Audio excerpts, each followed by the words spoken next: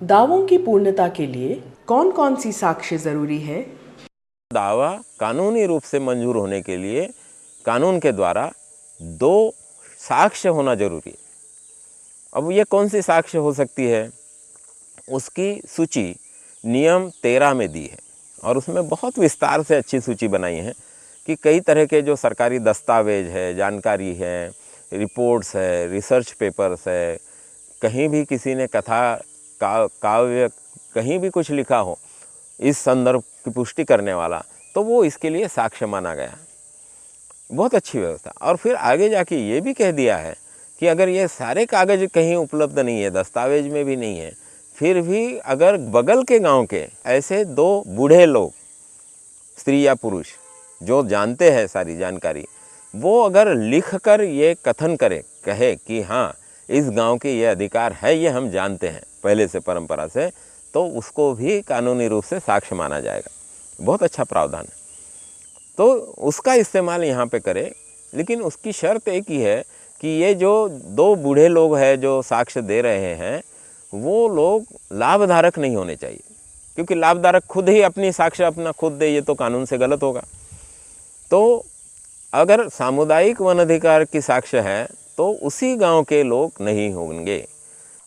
अब यहाँ पे एक बात और कर लेनी चाहिए कि जिससे कल विवाद ना हो। एक तो बगल के गांव एक दूसरे से जुड़े हुए हैं, हो सकता है कि एक दूसरे के अधिकार के जंगल में जाकर कुछ चीज़ें वो इस्तेमाल करते रहे हो, तो कल विवाद हो सकता है। आपने दावा किया एक क्षेत्र पे, तो बगल का गांव वाला कह सकता है कि नहीं नहीं ये तो गलत है, हमारा इसके ऊपर दावा है, तो उनमें झगड़ा होगा।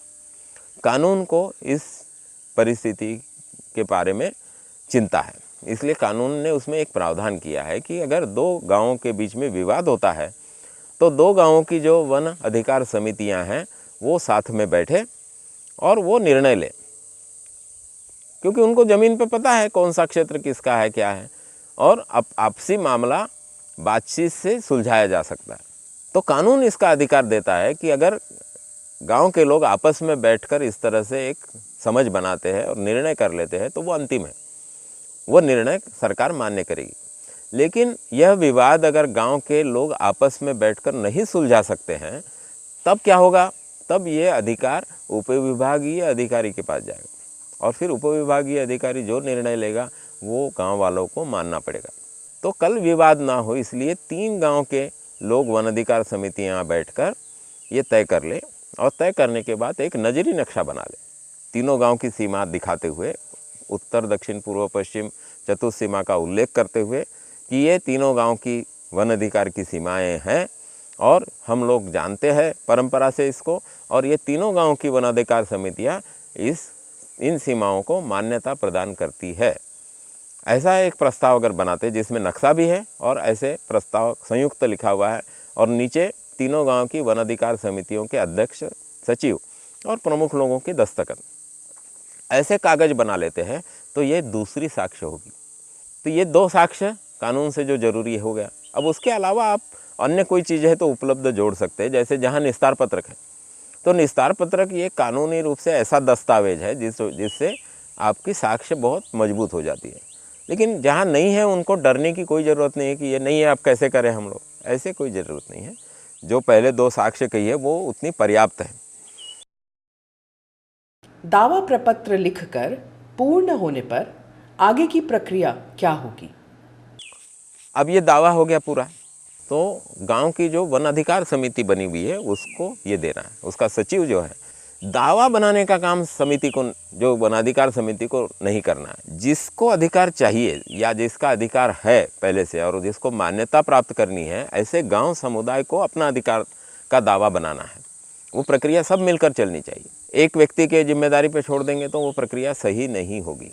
तो इसलिए दावा बनाने के बाद में फिर वन अधिकार समिति का भूमिका आती है। जो सचिव है उसको दीजिए, उससे रसीद लीजिए।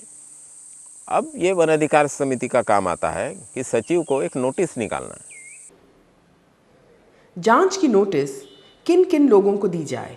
वन अधिकार समिति के सचिव के दस्तखत से एक नोटिस कि जांच के लिए एक दिन तय करे और कम से कम 7 दिन पहले नोटिस पहुंचना चाहिए सबको। तो उसमें नोटिस तो मुख्य रूप से गांव के लोगों के नाम से निकाला जाएगा। सारे ग्रामस्थ जिन्होंने ये दावा किया है उनको सूचित किया जाता है कि जांच के लिए ये तारीख को यहाँ पे मीटिंग रखी गई है और आपको अगर उसमें कुछ कहना है या आपत्ति लेनी है तो आपको आकर वहाँ पे लिखित रूप से आप ये दे सकते हैं। अब इसकी जो प्रतिलिपि है वो 3 सरकारी विभागों को देना चाहिए क्योंकि उनका संबंध इससे आता है। पहला विभाग है वन विभाग, और ये वन विभाग का जो अधिकारी नज़दीक पास आपके होता है गांव के, वो होता है रेंजर, वन परिक्षेत्र अधिकारी। उसके नाम से ये प्रतिलिपि लिखिए।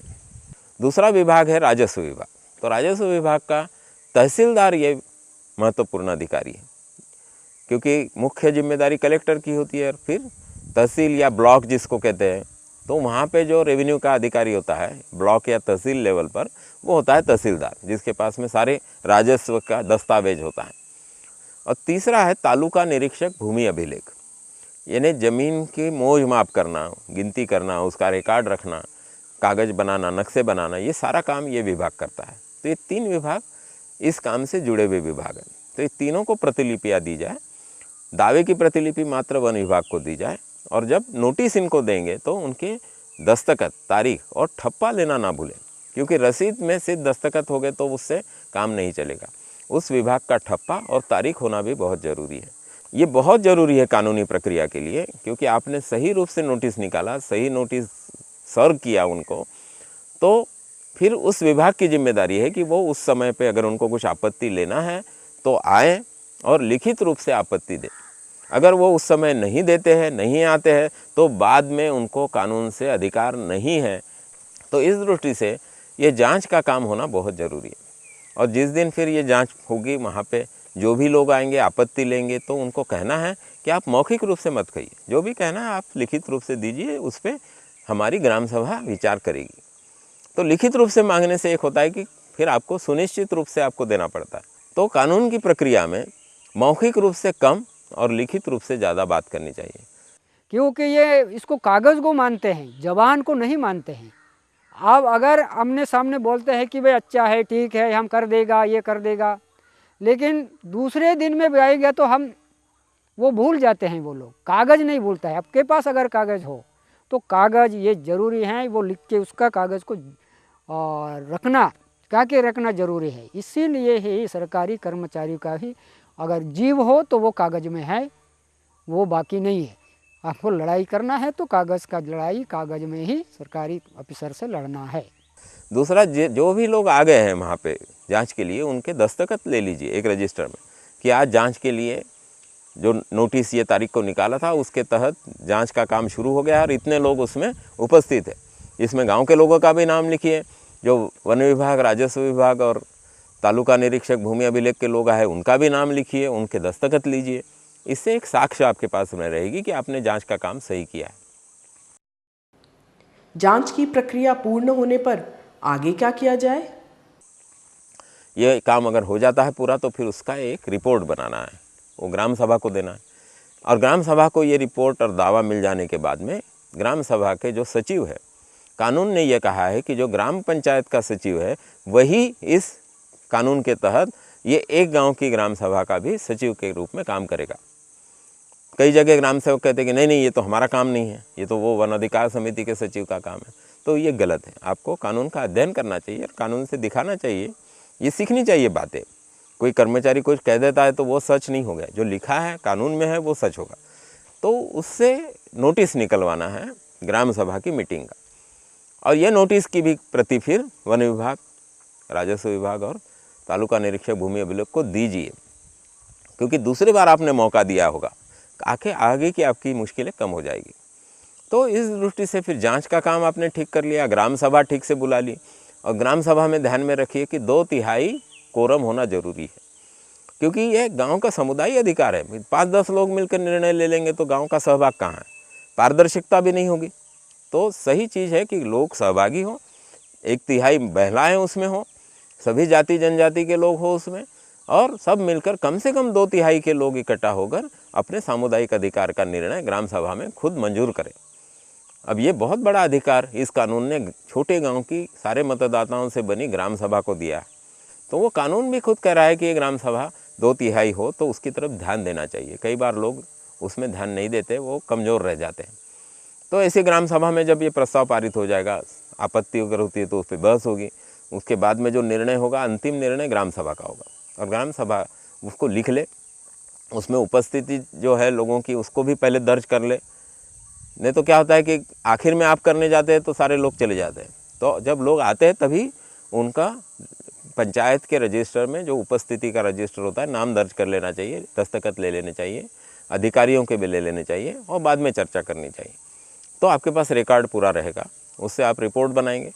अब ये जांच पड़ताल का एक तो पहले दावा, फिर जांच पड़ताल का रिपोर्ट, फिर ग्राम सभा का रिपोर्ट, ये 3 चीज़ें हो जाने के बाद में ग्राम सभा के सचिव ग्राम पंचायत के लेटर हेड पर एक पत्र लिखकर ये सारे दस्तावेज, दावा, जांच का रिपोर्ट और ग्राम सभा का रिपोर्ट जोड़कर उपविभाग स्तरीय समिति को देंगे। कई जगह अपनी जिम्मेदारी को झटकने के लिए अधिकारी लोग कहते हैं कि नहीं, वो तहसीलदार को दे दीजिए, बीडीओ को दे दीजिए, वन विभाग में चले जाइए। नहीं जाना है। समझ लीजिए कि कानून की जो प्रक्रिया बनाई है वो सोच समझ कर बनाई है। अगर तहसीलदार के पास भेजना होता, बीडीओ के पास भेजना होता, वन विभाग के पास भेजना होता तो कानून नहीं लिख दिया होता उसमें। कानून ने क्यों लिखा है कि उपविभाग स्तरीय अधिकारी को ही दिया जाए? क्योंकि कुछ व्यवस्था सोच समझ कर बनाई है।